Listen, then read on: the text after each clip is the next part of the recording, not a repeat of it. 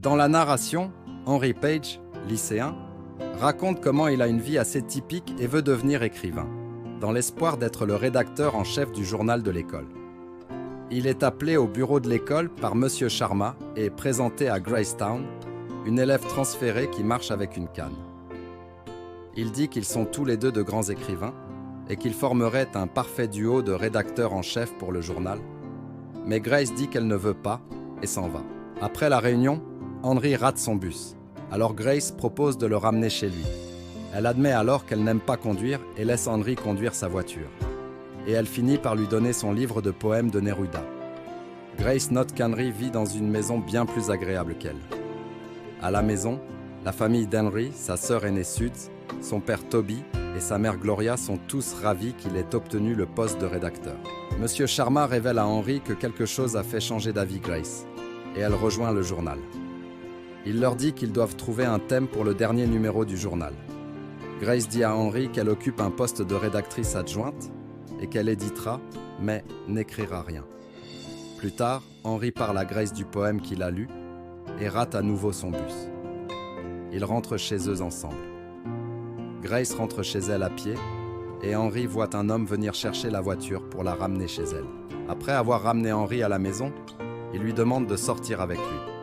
Elle ne peut pas le faire à ce moment-là, mais fait des plans pour la soirée. Elle revient et emmène Henry à travers un long chemin boisé sinueux jusqu'à une ancienne filature de coton qui a fermé ses portes il y a des années. À l'intérieur se trouve un étang avec des poissons que Grace aime nourrir. Il patauge dans l'eau et Grace demande à Henry s'il a déjà eu une petite amie, ce qui n'est pas le cas. Elle révèle qu'elle a fait une grande partie de sa physiothérapie dans une voiture après l'accident de voiture dans lequel elle se trouvait.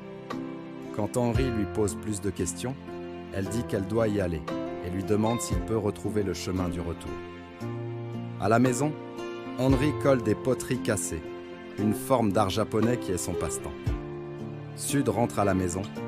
Elle vit à la maison après une horrible rupture avec son patron à l'hôpital, et elle pleure et Henry la réconforte. À la demande de certains de ses amis, Henry suit Grace après l'école pour voir où elle va chaque jour. Il la regarde cueillir des fleurs et se rendre dans un cimetière, où elle s'assoit près d'une tombe, laisse les fleurs et lui parle. Après son départ, Henry regarde et voit le nom de Dominic Sawyer. Henry le recherche sur Google et découvre qu'il était le petit ami de Grace, qui a été tué dans le même accident dans lequel elle a été blessée. Son ami Meuse lui envoie un texto pour lui dire que Grace a été aperçue en train de faire quelque chose de bizarre.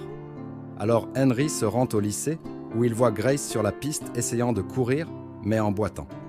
Elle tombe, crie et se frappe la jambe avec sa canne. Le lendemain, Grace raconte à Henry son idée pour le thème du dernier numéro, les limbes adolescentes. Henry dit au personnel du journal qu'ils doivent creuser en profondeur pour trouver de véritables histoires vraies. Et Grace lui demande de commencer. Il parle d'un ami qui s'est suicidé. Plus tard, Henry demande à Grace pourquoi elle n'écrit plus. Et elle explique qu'on lui a demandé d'écrire un éloge funèbre et qu'elle n'a pas trouvé les mots. Henry et Grace passent plus de temps ensemble et créent des liens. Il l'invite à une fête d'Halloween et elle dit oui. Il est surpris ensuite lorsqu'elle vient traîner et ne va pas au cimetière pour une fois. Ils commencent à s'embrasser, mais quand la chanson jouée dans la chambre d'Henry est la chanson qui joue dans la voiture de Grace, elle est très bouleversée et sort en trombe. Elle lui avoue à propos de Dominic et dit que c'était leur chanson. Elle embrasse Henry, mais dit qu'elle est foirée et qu'elle ne peut pas faire ça, et qu'elle n'est pas l'un de ses vases. Les amis d'Henry le convainquent à contre-cœur d'aller quand même à la fête d'Halloween où il fume de l'herbe. Il est surpris d'y voir Grace. Il lui apporte à boire. Pendant ce temps, l'ami d'Henry, là, se réunit enfin avec Cora, la fille qu'il avait brûlée auparavant. Henry et Grace dansent, puis finissent par s'embrasser dans la chambre d'Henry. Elle enlève son costume et il voit les cicatrices de ses jambes.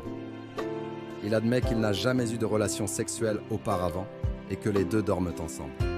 Le lendemain matin, Grace se réveille et se met à pleurer, surprenant Henry qui lui laisse un message vocal paniqué. Mais elle répond qu'elle trouvait ça mignon et finit par conduire elle-même sa voiture pour venir le chercher. Elle l'emmène sur le site commémoratif de Dominic, où elle dit à Henry qu'elle avait besoin qu'il l'accompagne pour obtenir du soutien. Elle met son collier que Dominique lui a donné sur le mémorial et dit à Henry qu'elle veut passer à autre chose. Elle commence à s'égayer, mange enfin avec l'équipe du journal de l'école au déjeuner et sort pleinement avec Henry. Un jour, à la maison, une autre voiture se trouve dans l'allée de Grace. Elle dit à Henry de rester dehors et entre. Peu de temps après, une femme sort en courant, monte dans la voiture et part précipitamment, reculant sur les poubelles sur le chemin. Dehors. Henry demande à Grace si c'était sa mère, mais elle dit que cela n'a pas d'importance. Lorsqu'il la presse, elle lui répond pour qu'il arrête d'essayer de la soigner. Grace ne se présente pas à l'école plus tard, et Henry apprend que c'est l'anniversaire de l'accident et qu'une veillée aux chandelles a lieu. Henry court vers sa maison sous la pluie, où un homme nommé Martin le laisse entrer.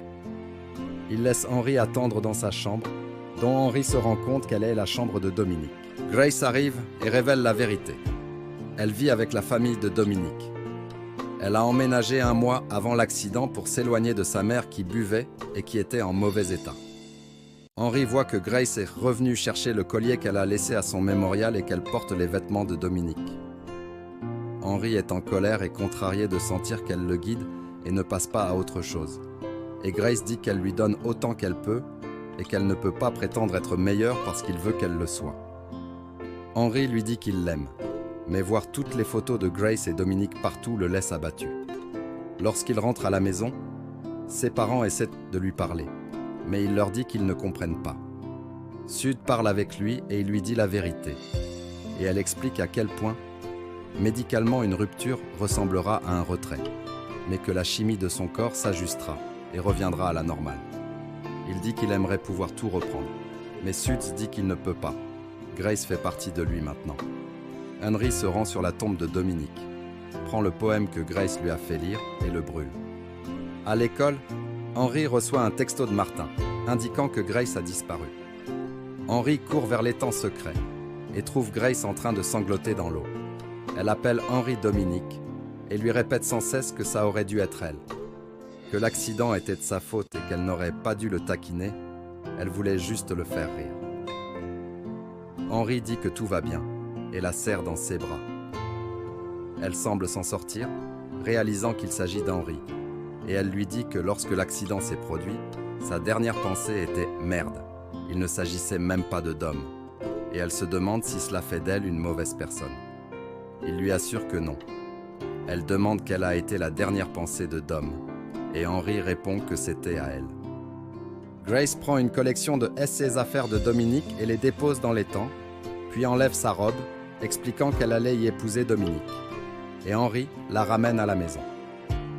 À l'école, M. Sharma dit au journal que Grace prend un congé et qu'à son retour, elle ne reviendra pas au journal. Grace retourne finalement à l'école, mais il reste loin d'elle. Pour son dernier essai pour le journal, Henry dit que chaque personne a ressenti la solitude et la peur d'être adolescent. Il dit que les cicatrices ne sont pas le signe de ce qui a été brisé, mais plutôt de ce qui a été créé. Le dernier jour d'école, Grace et Henry parlent enfin de leur projet d'avenir. Il va à Bennington et elle prend un an de congé pour continuer sa thérapie.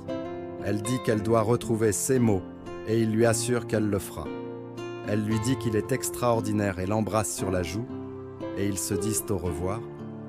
Elle glisse quelque chose dans sa poche. Il fouille sa poche et retrouve le poème qu'il a brûlé reconstitué, exactement comme il le fait avec ses vases.